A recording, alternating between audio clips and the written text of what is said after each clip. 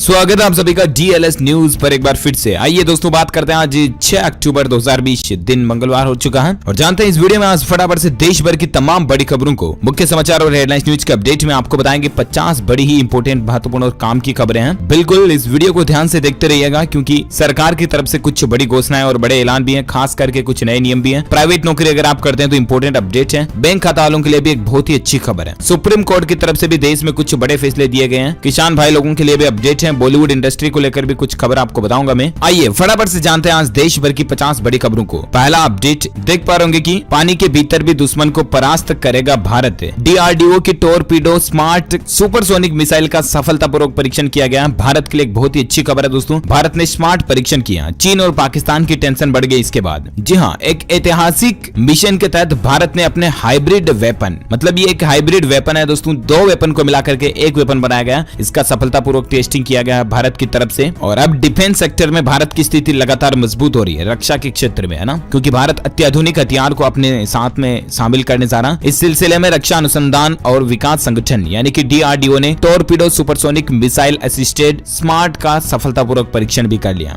हम सभी भारतीयों के लिए बेहद अच्छी गौरव की बात भी है ये कि भारत दिनों दिन तरक्की कर रहा है, राइट। चलिए बात करें अगले अपडेट में, जहां खबर देख पा रहे हो दोस्तों की लोन मॉनिटरिंग मामला जो चल रहा था ना, उस पर सरकार के हलफनामे से सुप्रीम कोर्ट संतुष्ट नहीं है। 13 अक्टूबर को इस पर फिर से अगली सुनवाई होने वाली है। हाल ही में आपको पता होगा सरकार ने कहा था कि कुछ 2 करोड़ रुपए तक का लोन अगर आपने लिया हुआ है तो 6 महीने तक का लोन के ब्याज पर ब्याज आपसे नहीं लिया जाएगा, वगैरह वगैरह, चक्रवृद्धि ब्याज नहीं लगेगा, राइट। सुप्रीम कोर्ट में केंद्र सरकार ने ये बात कही थी, लेकिन सुप्रीम कोर्ट ने सरकार को कह दिया कि केंद्र सरकार के इस जवाब से सुप्रीम कोर्ट संतुष्ट नहीं है। सभी पार्टियों को सुप्रीम कोर्ट से 1 हफ्ते की मोहलत दी गई है और 13 अक्टूबर को इस मामले पर फिर से सुनवाई होगी। कोर्ट का कहना दोस्तों कि केंद्र की योजना अब भी काफी नहीं है, कई और सेक्टर्स को भी इसमें शामिल करने की जरूरत है। अब देखना ये बड़ा ही दिलचस्प होगा दोस्तों कि आखिर 13 अक्टूबर को होने वाली सुनवाई में सुप्रीम कोर्ट की तरफ से, उच्च न्यायालय की तरफ से क्या फैसला दिया जाता है और इसके बाद केंद्र सरकार क्या नया बदलाव लेकर आती है। यह हम सभी के लिए बहुत ही महत्वपूर्ण होगा, तो मैं आपको अपडेट जरूर बताऊंगा डीएलएस न्यूज के ऊपर। फिलहाल आप अगली खबर देख सकते हैं। पीपीएफ, सुकन्या समृद्धि समेत पोस्ट ऑफिस की स्कीम में बचत करने का नियम बदल चुका है। अब आपको कुछ नई छूट भी मिलेगी। दरअसल दोस्तों डिपार्टमेंट ऑफ पोस्ट यानी डीओपी ने ग्रामीण क्षेत्रों के लिए public provident fund PPF, Sukanya Samriddhi Yojana SSY और कई सारी पोस्टल सेविंग स्कीम में इन्वेस्टमेंट करना आसान कर दिया। डिपार्टमेंट की तरफ से दी गई जानकारी के मुताबिक पोस्ट ऑफिस के ग्रामीण डाक सेवक ब्रांचों में चेक की सुविधा नहीं है और इसी को देखते हुए विड्रॉल फॉर्म SB7 के जरिए डिपॉजिट और अकाउंट खोलने की अनुमति अब आपको मिल चुकी है।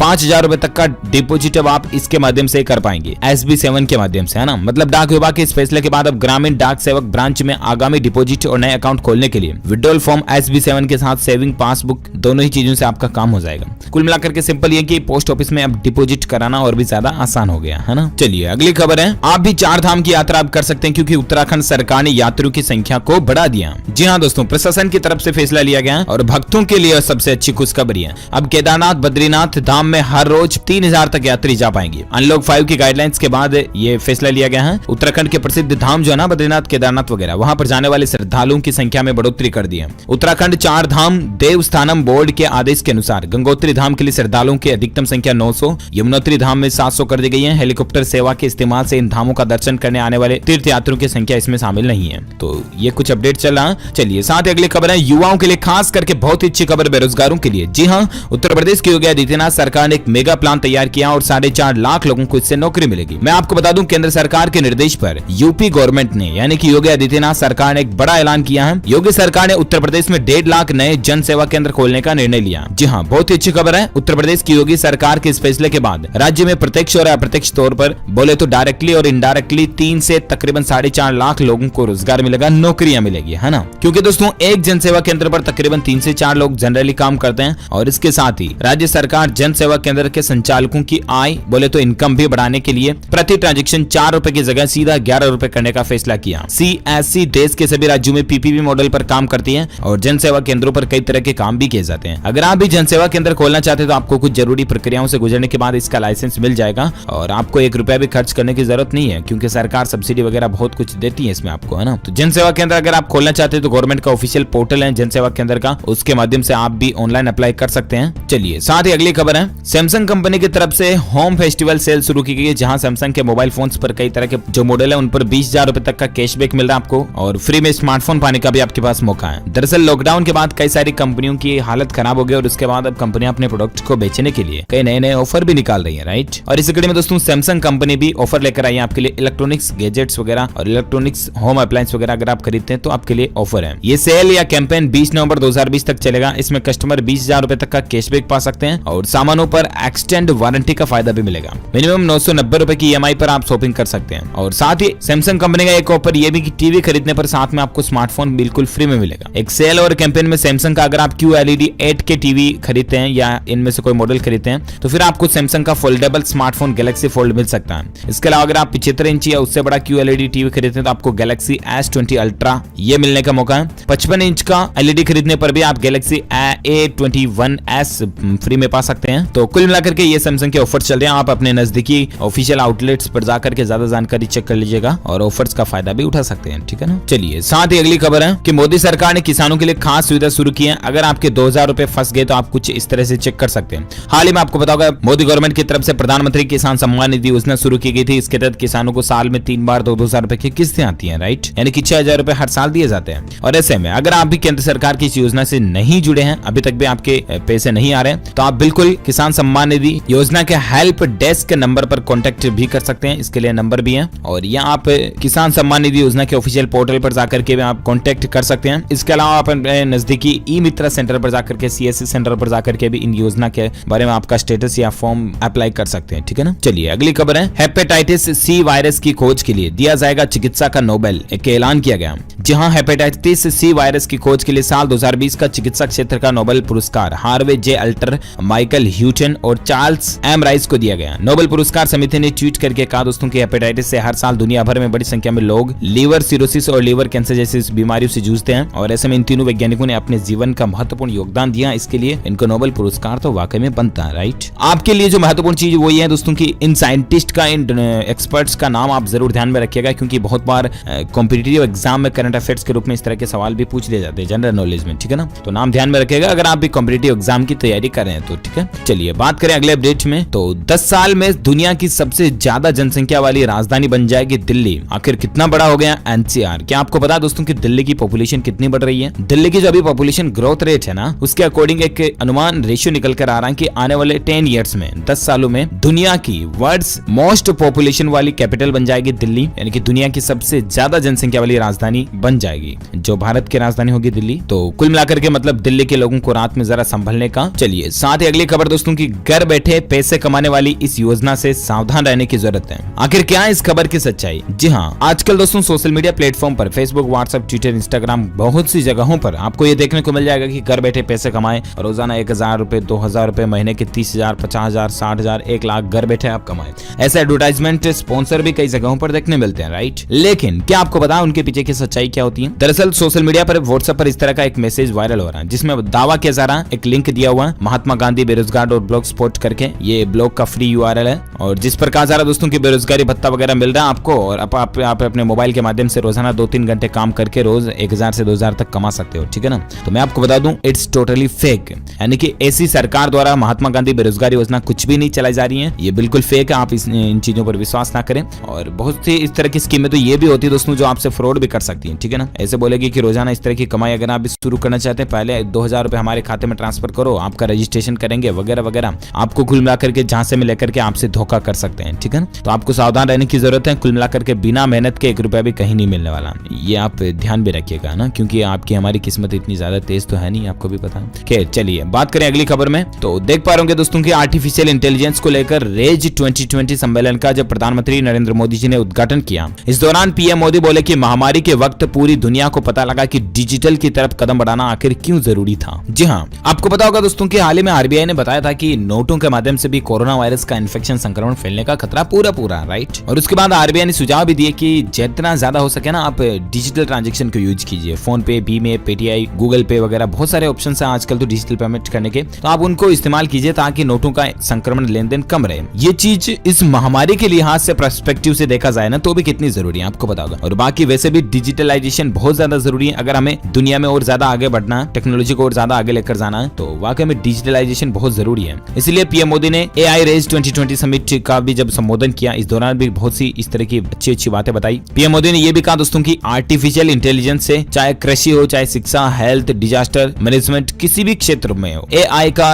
प्रयोग करके हम उस क्षेत्र को ज्यादा मजबूत बना सकते हैं, ज्यादा प्रोडक्टिव बना सकते हैं, ज्यादा इफेक्टिव बना सकते हैं। मुकेश अंबानी भी बोले दोस्तों कि यही भारत का भविष्य भी बनाएगा। कुल मिलाकर के आर्टिफिशियल इंटेलिजेंस का मतलब तो आप समझते होंगे, कृत्रिम बुद्धि करके, है ना। एक तो दोस्तों जो इंसानों की बुद्धि है दैट्स नेचुरल इंटेलिजेंस, राइट, और एक हमारे द्वारा बनाई गई बुद्धि है दैट्स कॉल्ड आर्टिफिशियल इंटेलिजेंस, मतलब कृत्रिम बुद्धि है। अब इसका इस्तेमाल करके हम कई क्षेत्रों में और ज्यादा आगे बढ़ सकते हैं और जरूरी भी है, खास करके मेडिकल, चिकित्सा, हेल्थ के फील्ड में और भी कई सारे क्षेत्रों में आर्टिफिशियल इंटेलिजेंस की जरूरत बनती जा रही है, राइट। और ऐसे में पीएम मोदी ने कहा कि भारत को AI में ग्लोबल हब बनाने की प्लानिंग है, लेकिन इसके गलत इस्तेमाल से भी दुनिया को बचाने की जरूरत है, क्योंकि अगर आर्टिफिशियल इंटेलिजेंस का गलत इस्तेमाल हुआ ना तो ये वाकई में खतरनाक हो सकता है। आपको इसके साइड इफेक्ट, दुष्प्रभाव भी जरूर ध्यान में रखने चाहिए। वहीं मुकेश अंबानी जी ने भी कहा कि अब देशों के बीच डिजिटल कैपिटल को लेकर प्रतिस्पर्धा होगी। अब जितने भी कंट्रीज के बीच अगर कोई कंपटीशन होगा ना तो वो यही होगा कि ये कंट्री कितनी डिजिटलाइजेशन में आगे है, टेक्नोलॉजी में कितनी आगे है, तकनीकी में, आधुनिकता में कितनी आगे है। यही डिपेंड करेगा कि ये कंट्री कितनी डेवलप्ड है, कंट्री कितनी समझदार है, यहाँ की गवर्नमेंट कितना एक्टिव है और मतलब एटलीस्ट पॉपुलेशन कितनी समझदार है ना, ये वहीं से डिसाइड हो सकेगा कि ये कंट्री कितना डिजिटल चीजों को यूज करती है, राइट। और ऐसे में मुकेश अंबानी का कहना रहा कि देश के पास आर्टिफिशियल इंटेलिजेंस में विश्व नेता बनने का मौका है अभी भारत के पास, कि ये दुनिया का ग्लोबल हब बन सकता है। ऐसे में दोस्तों आपका क्या कहना है AI के ऊपर, आपकी क्या राय है, मुझे नीचे कमेंट करके जरूर बताएगा, मैं जानना चाहूंगा। फिलहाल अपन आगे बढ़ते हैं अगली खबर में, जहां आप देखिए अच्छी खबर है, केंद्र सरकार ने एक और बड़ा कदम उठाया है कि अब स्ट्रीट फूड की भी होम डिलीवरी हो पाएगी। वेंडर्स के लिए आर्थिक मदद भी करेगी सरकार।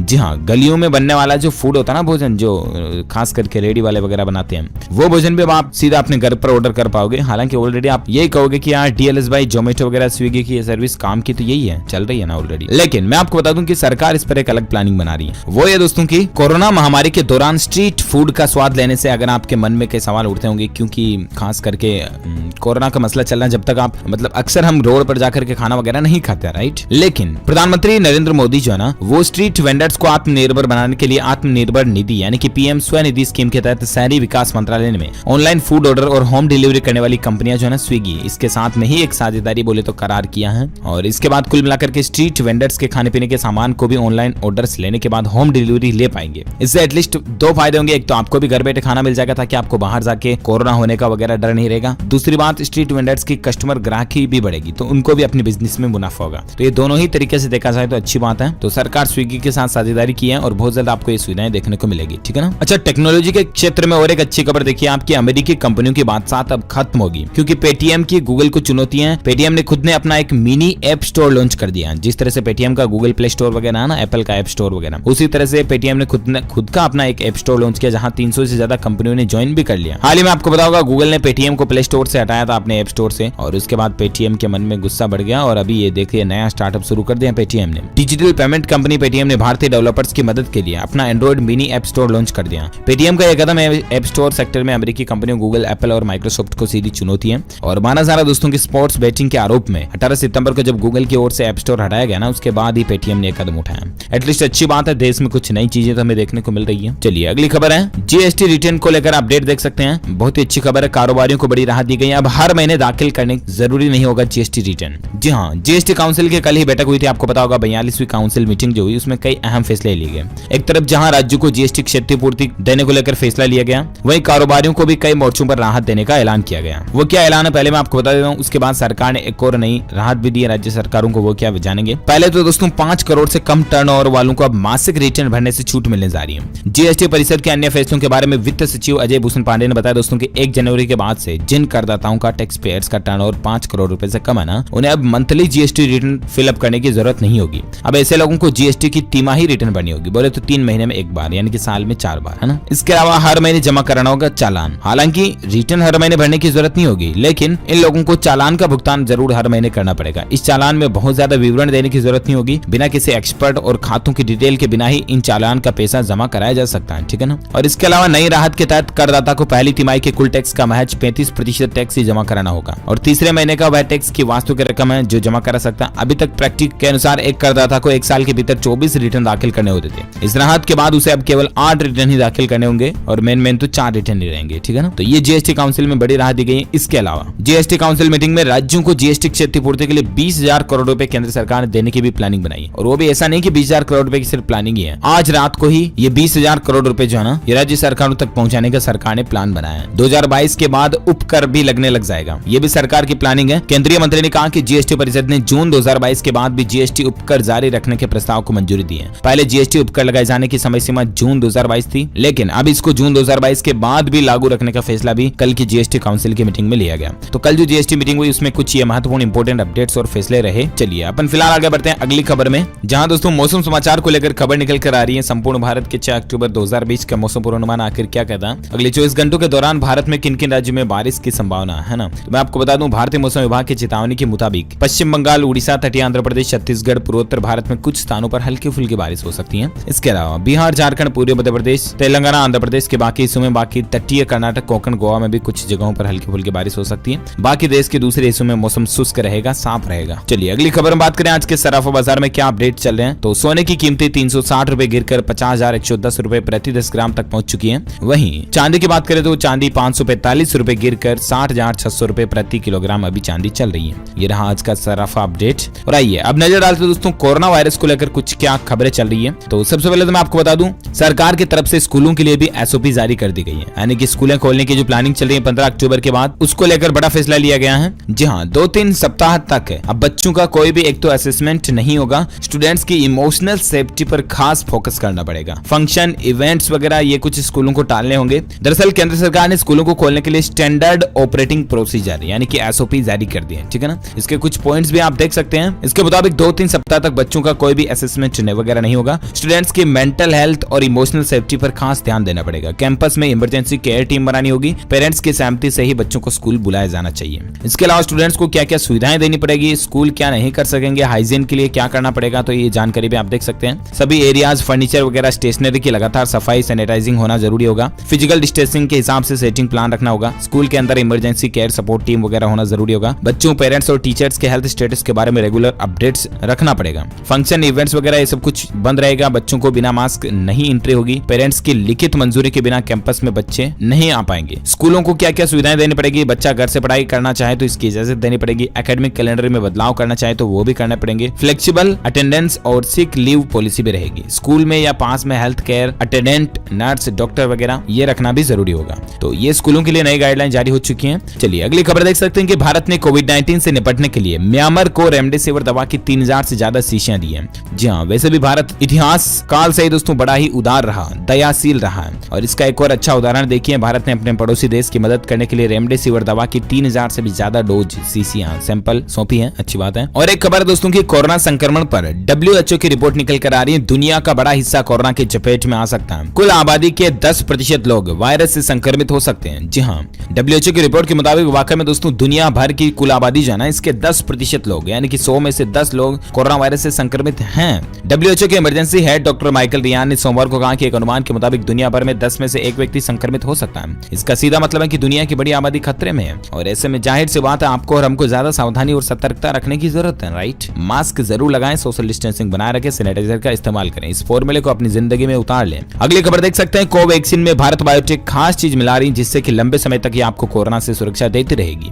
जी हाँ, भारत में कोरोना वायरस के संक्रमितों की संख्या 66 लाख के पार पहुंच चुकी है और इस वायरस से मरने वालों का आंकड़ा भी 1 लाख को पार कर गया। और ऐसे में दोस्तों हमारे भारत में भी कई सारी कंपनीज हैं जो वैक्सीन बनाने के लिए लगातार काम भी कर रही है, राइट। और इसी कड़ी में भारत में जो बायोटेक कंपनी कोवैक्सीन बना रही है ना, उसमें कुछ खास चीजें मिलाई जा रही है वैज्ञानिक दृष्टिकोण से, है ना, जिससे कि ये कोरोना का इलाज बहुत अच्छी तरह से कर पाए। भारत में ताजा आंकड़ों की अगर बात करें तो एक अच्छी खबर है। तो राहत की बात देखिए, आपको कोरोना से देश में पिछले 30 दिन में 28.77 लाख से ज्यादा लोग संक्रमित हुए हैं। लेकिन राहत की बात यह कि एक्टिव केस बढ़ने के बजाय 88,000 और ज्यादा घट गए, यानी कि अब तक 66.50 लाख केस टोटल हो चुके हैं भारत में। सबसे अच्छी बात तो ये दोस्तों कि पिछले 24 घंटों के दौरान बढ़ोतरी जो रही ना, वो काफी कम देखने को मिली। तकरीबन 60,000 के लगभग पिछले 24 घंटों में मामले बढ़े और इसके बाद अभी मामले कुल 66,82,000 के आसपास चल रहे हैं, जिनमें से 9,19,000 एक्टिव केस हैं, सक्रिय केस हैं, जबकि 56,57,000 से ज्यादा लोग ठीक हो चुके हैं जिन्हें छुट्टी मिल चुकी है। इस वायरस के चलते भारत में मरने वालों की कुल संख्या 1,03,600 हो चुकी है, यानी कि 1,36,000 टोटल हो चुकी है। तो ये रहा भारत का ताजा आंकड़ा। इसके अलावा आइए अब नजर डालते हैं देश से जुड़ी कुछ और बड़ी खबरों में, जहां अपडेट में आपको बता दूं कि हाथरस का जो मामला चल रहा है, हाथरस कांड हुआ था उस लड़की के साथ, हाल ही में आपको पता होगा बहुत ही बदसलूकी हुई। उसमें सुप्रीम कोर्ट ने हाथरस कांड पर आज एक और सुनवाई रखी है। पुलिस अधिकारियों के खिलाफ एफआईआर की भी मांग वगैरह की गई है। अब देखते हैं आज उच्च न्यायालय की तरफ से इस हाथरस कांड की सुनवाई में क्या फैसला आता है, मैं आपको बताऊंगा। इसके अलावा उत्तर प्रदेश की योगी आदित्यनाथ सरकार भी एक बड़े एक्शन में है। हाथरस में दंगों की साजिश रचने पर पुलिस ने एफआईआर वगैरह भी दर्ज कर ली है। कई लोग ऐसे हैं जो हाथरस में दंगे दंगे वगैरह की साजिश रच रहे हैं ना,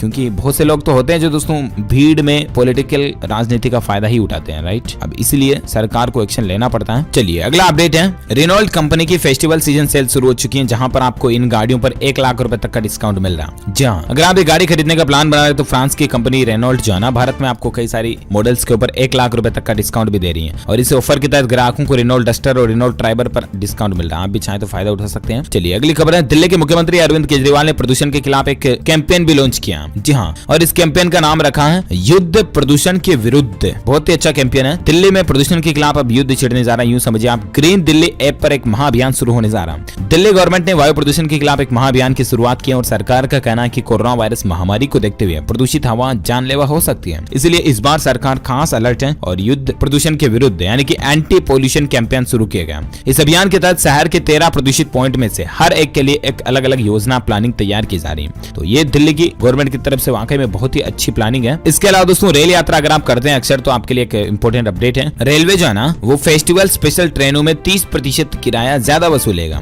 100 से ज्यादा विशेष ट्रेनें भी चलाई जाएगी। जी हाँ, मैं आपको बता दूं, भारतीय रेलवे कोरोना संकट के बीच हर दिन यात्रियों की सुविधा के लिए कुछ न कुछ नया करने की कोशिश करती रहती है। इसी कड़ी में अब जो ये त्योहार आ रहे हैं ना, दुर्गा पूजा, दीपावली, छठ वगैरह, इस मौके पर रेलवे हालांकि 100 से ज्यादा फेस्टिवल स्पेशल ट्रेनें तो चलाएगी, लेकिन इनमें आपका किराया थोड़ा ज्यादा रह सकता है। इस तरह की मीडिया रिपोर्ट चल रही है। आगे और अपडेट क्या आता मैं आपको बता दूंगा। अगली खबर देखिए, कोरोना में लापरवाही की वजह से जिनकी जान गई ना, उन्हें महाराष्ट्र सरकार मुआवजा दे, ये कहना बॉम्बे हाईकोर्ट की तरफ से फैसला दिया गया। एक जनहित याचिका पर बिल पर सुनवाई करते हुए कोर्ट ने कहा दोस्तों कि महाराष्ट्र सरकार को कोरोना काल में लापरवाही की वजह से जिनकी जान गई, उनके परिवार वालों को मुआवजा देना चाहिए। अच्छी बात है। और एक खबर देखिए, उत्तर प्रदेश वाराणसी में 9000 शहरियों को पीएम आवास देगा बेहतर भविष्य। 67,354 जरूरतमंदों ने अब तक आवेदन किया। दरअसल दोस्तों, प्रधानमंत्री नरेंद्र मोदी के संसदीय क्षेत्र में 9000 जरूरतमंद शहर वासियों का भविष्य बेहतर होने जा रहा है। पीएम आवास योजना के तहत फ्लैट बनाए जा रहे हैं। इनमें पीपीपी मॉडल अपनाया गया। इसके लिए 67,354 जरूरतमंदों ने आवेदन भी किया, जिसमें चयन का आधार आय इनकम के आधार पर रहेगा। नगर निगम सीमा में रहने वाले शहरी गरीबों के लिए पहली बार बहुमंजिला इमारत में आवास बनने जा रहा है। तो ये सरकार की अच्छी प्लानिंग है। चलिए साथ ही खबर है दोस्तों की, नवरात्रा से अयोध्या में युद्ध स्तर पर शुरू होगा राम मंदिर का निर्माण। परिसर में टेस्ट फाइलिंग का काम भी पूरा हो चुका है। जी हाँ, युद्ध स्तर पर काम शुरू होगा। इसका मतलब ये नहीं दोस्तों कि कोई युद्ध विद्ध होगा, ऐसा कुछ नहीं है ना।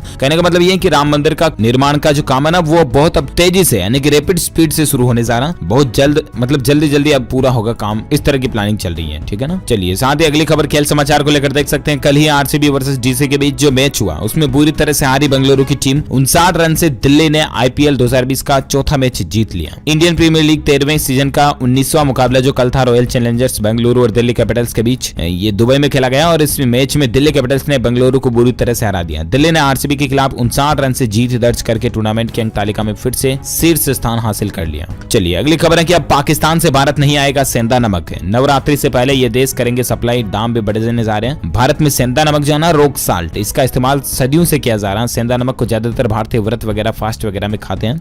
ये नमक पाकिस्तान के लाहौर से आता है, इसलिए इसे लाहौरी नमक भी कहा जाता है। वहीं हिमालय की पहाड़ियों से आने के कारण इसे रॉक साल्ट भी कहते हैं। इसके रंग के कारण इसे गुलाबी पिंक साल्ट भी कहा जाता है। जम्मू कश्मीर से अनुच्छेद 370 हटने, 2 केंद्र शासित प्रदेशों में बंटने के बाद पाकिस्तान ने भारत के साथ कारोबारी व राजनयिक संबंध कम करने का शुरू कर दिए हैं, और ऐसे में इस बार सेंधा नमक पाकिस्तान से नहीं आएगा। इस बार नवरात्रि से पहले सेंधा नमक खाड़ी देशों के जरिए भारतीय बाजारों तक पहुंचेगा। तो ये अच्छी प्लानिंग है सरकार की। अगली खबर दोस्तों की, चीन के खिलाफ क्वाड की दूसरी बैठक मंगलवार को होने जा रही है, जिसमें भारत समेत 4 देश शामिल होंगे। चीन से बढ़ते खतरों से निपटने के लिए द क्वाड्रिलेटरल सिक्योरिटी डायलॉग की दूसरी बैठक आज यानी मंगलवार को जापान की राजधानी टोक्यो में शुरू होने जा रही है। इस बैठक में ऑस्ट्रेलिया, भारत, जापान और अमेरिका के विदेश मंत्री हिस्सा लेंगे, और इस संगठन की पहली बैठक साल 2019 में हुई थी न्यूयॉर्क में। जनरल नॉलेज के लिए ध्यान में रखिएगा। देखते हैं इस बैठक में और क्या क्या फैसले लिए जाते हैं, मैं आपको अपडेट बता दूंगा डीएलएस न्यूज के ऊपर। फिलहाल अगली खबर देखिए आप कि राजस्थान राज्य में सम्मानित होने वाले शिक्षकों की सूची ही जारी नहीं हुई। इसके कारण शिक्षक सम्मान समारोह स्थगित कर दिया गया, रद्द कर दिया गया, क्योंकि बिना तैयारी के ही शिक्षा विभाग ने आयोजन की तिथि वगैरह, तारीख वगैरह घोषित कर दी थी। फिलहाल इसको पोस्टपोन कर दिया गया, ठीक है ना। ओके दोस्तों, तो इस वीडियो में आज दिन भर की तमाम बड़ी खबरें, मुख्य समाचार, टुडे ब्रेकिंग न्यूज का अपडेट वीडियो यहीं फिनिश होता। आप मुझे नीचे कमेंट करके जरूर बताएगा कि हमारे भारत में अयोध्या में बन रहे राम मंदिर का निर्माण किस महीने से शुरू हुआ था। कमेंट करके मुझे बताइएगा। जो लोग इसका सही जवाब इस वीडियो के नीचे कमेंट बॉक्स में देंगे ना, वो रैंडमली पिक किए जाएंगे हमारी डीएलएस न्यूज टीम की तरफ से, और आप जीत सकते हैं एक शानदार सरप्राइज गिफ्ट, जो कि गिव अवे के रूप में आप तक पहुंचा दिया जाएगा। इस वीडियो में अगर आपको ये वीडियो अच्छा लगा तो इसे लाइक कीजिए, शेयर कीजिए अपने दोस्तों के साथ फेसबुक और व्हाट्सएप पर। और अगर आप चाहते हैं कि रोजाना आपको इसी तरह की काम की खबरें तुरंत आपके मोबाइल पर मिलते रहे ना, तो इसके लिए आप डीएलएस न्यूज चैनल को सब्सक्राइब करके बेल आइकन भी जरूर दबा देना, ताकि आपको रोजाना के ताजा अपडेट्स तुरंत आपके मोबाइल पर मिलते रहेंगे। Thank you, take care, goodbye, जय हिंद, जय भारत, वंदे मातरम।